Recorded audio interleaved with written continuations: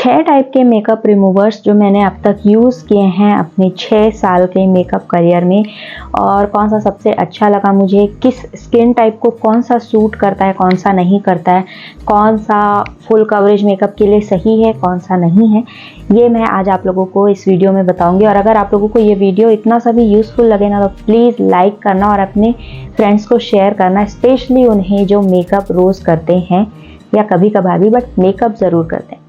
सबसे पहला टाइप है ये क्लिनजिंग पैड्स, जो कि आप लोगों ने बहुत सारे वीडियोस में देखे होंगे, और मेरी वीडियोस अगर आप देखते हैं तो मुझे भी इसे यूज़ करते हुए देखा होगा। मेरे पास है अर्थ रिदम का क्लिनजिंग पैड। बस आपको इसे गीला करना होता है और वाइप करना होता है। ये फुल कवरेज मेकअप के लिए नहीं है, ये मेकअप अच्छे से क्लीन कर देता है, but low to medium coverage makeup जो एवरीडे मेकअप होता है, हम रोज़ अप्लाई करते हैं, जस्ट मिनिमल मेकअप, उसके लिए है ये।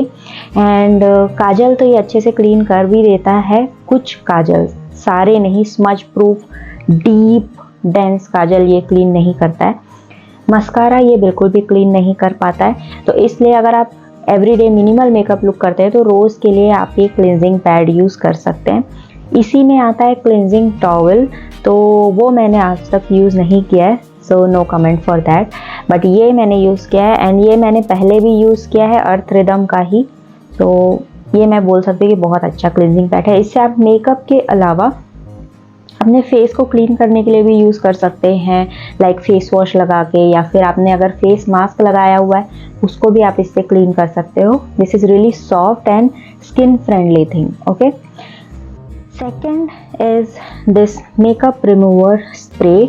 तो मेरे पास है यहाँ पे स्विस ब्यूटी का makeup remover spray with vitamin E and green tea extract. इससे पहले मेरे पास था मामा अर्थ वाओ स्किन साइंस का मेकअप रिमूवर स्प्रे था मेरे पास,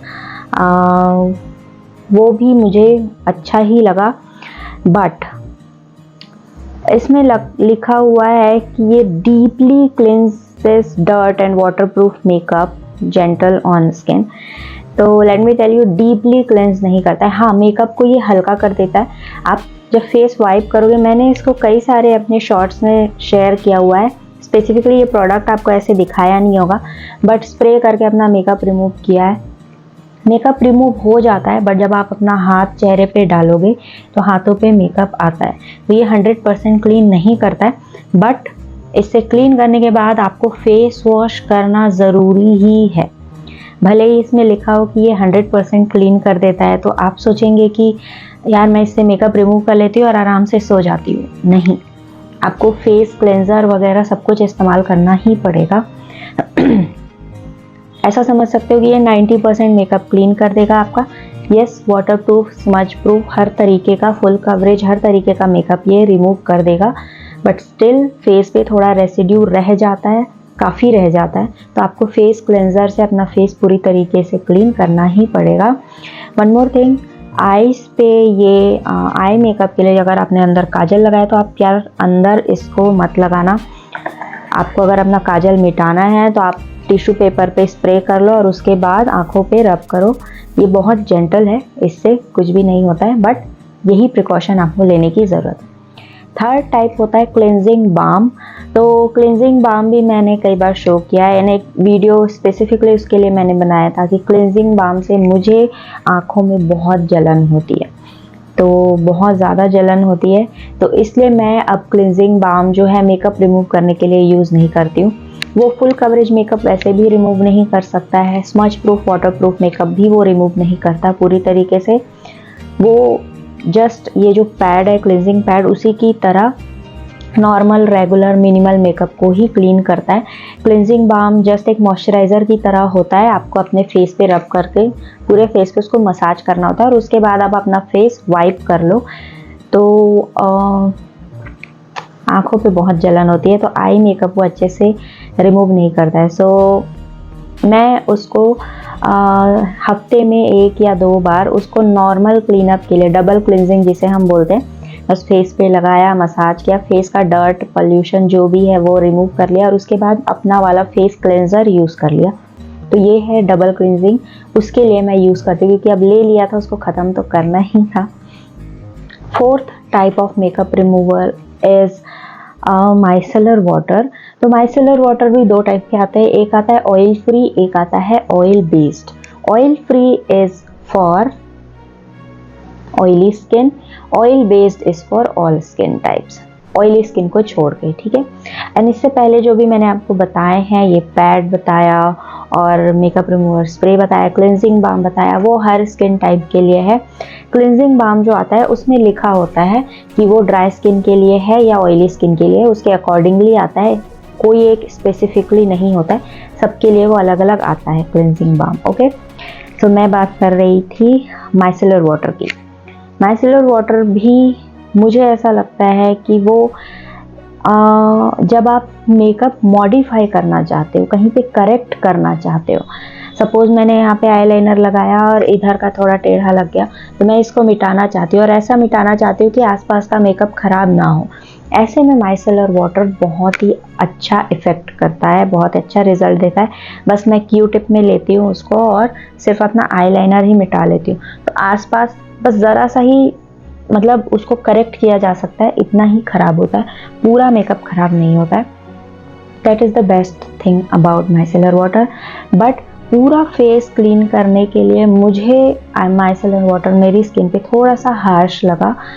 मैंने गार्नियर का ही यूज़ किया है, ऑयल फ्री वाला यूज़ किया हुआ है, because I have combination skin.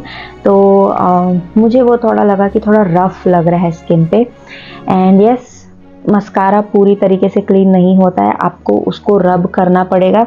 Add में ऐसा दिखाता है कि बस ऐसे प्रेस करो और स्वाइप करो और मेकअप रिमूव हो जाएगा, तो वैसा smudge proof, water proof, long lasting deep shade के लिए नहीं है, आपको रब करना ही पड़ेगा। और जब आप उसको रब करते हो तो थोड़ा सा स्किन पे वो हार्श लगता है, इसलिए मुझे वो उतना नहीं पसंद है। बट जो मैंने उसका एक बेस्ट यूज़ बताया, उसके लिए मैं उसको यूज़ कर लेती हूँ। सपोज़ कट क्रीज बनाना है तो आप आईलिड का मेकअप उससे क्लीन कर सकते हो क्रीज बनाते हुए, तो ये उसकी बेस्ट थिंग है। लिपस्टिक कहीं से ओवरडू हो जाती है तो आप उतना एरिया को माइसेलर वाटर से क्लीन कर सकते हो। माइसेलर वाटर क्या होता है, वो फैलता नहीं है, जितने एरिया पे आप लगा रहे हो वो उतने में ही अच्छे से आपका मेकअप क्लीन कर देता है। Oil based micellar water I haven't try, मैंने अभी तक यूज़ नहीं किया है, but yes micellar water is something, उसमें कुछ केमिकल्स तो हैं दूसरे चीज़ों की तरह, तो इसलिए वो नेचुरल थिंग तो नहीं है, ठीक है।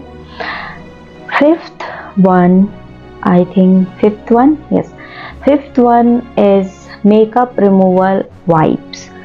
मैंने बहुत पहले यूज़ किया था, जैसे फेस वाइप्स आते हैं, बेबी वाइप्स आते हैं, वैसे ही मेकअप रिमूव करने के लिए अलग से फेशियल वाइप आता है। मैंने बहुत पहले यूज़ किया था जब मैंने यूट्यूब स्टार्ट किया था, तब डजंट वर्क। आई थिंक मैंने काया का या कारा का यूज़ किया था, पूरी तरीके से मेकअप रिमूव नहीं करता है। आई मेकअप तो बिल्कुल भी रिमूव नहीं हुआ, तो मुझे ऐसा लगा कि वो एक नॉर्मल फेशियल वाइप्स की तरह ही है, मेकअप रिमूवल वाइप्स तो नहीं थे। So normal everyday minimal makeup looks अगर आप क्लीन करना चाहते हो तो उससे हो जाएगा। ट्रैवल फ्रेंडली होते हैं कि आप 2-3 दिनों के लिए या 1 हफ्ते के लिए बाहर जा रहे हो और आप रेगुलर मेकअप कर रहे हो, बस हल्का फुल्का सा सिर्फ मुझे मेकअप करना है वाला मेकअप किया हुआ है, तो आप उससे क्लीन कर सकते हो। बट अगर आपने party makeup, bridal makeup, heavy makeup किया है तो वो उससे क्लीन नहीं होगा। Last type of makeup removal जो कि मेरा फेवरेट है और बहुत अच्छे से स्किन को नरिश भी करता है, स्किन को बिल्कुल भी हार्श नहीं करता है, आईज के लिए भी बहुत अच्छा है, सेंसिटिव स्किन को बहुत सूट करेगा, वो है वर्जिन कोकोनट ऑयल। पहले मैंने बहुत से ऑयल यूज़ किए, ऑलिव ऑयल भी यूज़ किया अपना मेकअप रिमूव करने के लिए, नॉर्मल कोकोनट ऑयल भी यूज़ किया है। ऑलिव ऑयल थोड़ा थिक हो जाता है तो आपको फेस क्लेंज़र इस्तेमाल करते वक्त बहुत दिक्कत होती है, क्योंकि वो स्किन से आसानी से निकलता नहीं है ऑलिव ऑयल। तो बेसिकली आप चाहो तो ऑलिव ऑयल के साथ कोकोनट ऑयल मिक्स करके रख सकते हो अगर आपको ऑलिव ऑयल का बेनिफिट चाहिए तो, अगर आपकी स्किन बहुत ड्राई है तो। एंड अगर आपकी स्किन कॉम्बिनेशन टू ऑयली है तो आप नॉर्मल सा ये जो वर्जिन कोकोनट ऑयल है, नॉर्मल ऑयल नहीं, वर्जिन कोकोनट ऑयल या एक्स्ट्रा वर्जिन कोकोनट ऑयल, ये यूज़ कीजिए। ये एडिबल होता है, तो अगर आप लिपस्टिक रिमूव कर रहे हो, मुंह में चला जाए तो भी चलेगा। आँखों का काजल भी आप आसानी से रिमूव कर सकते हो, आँखों में बिल्कुल भी जलन नहीं होती है।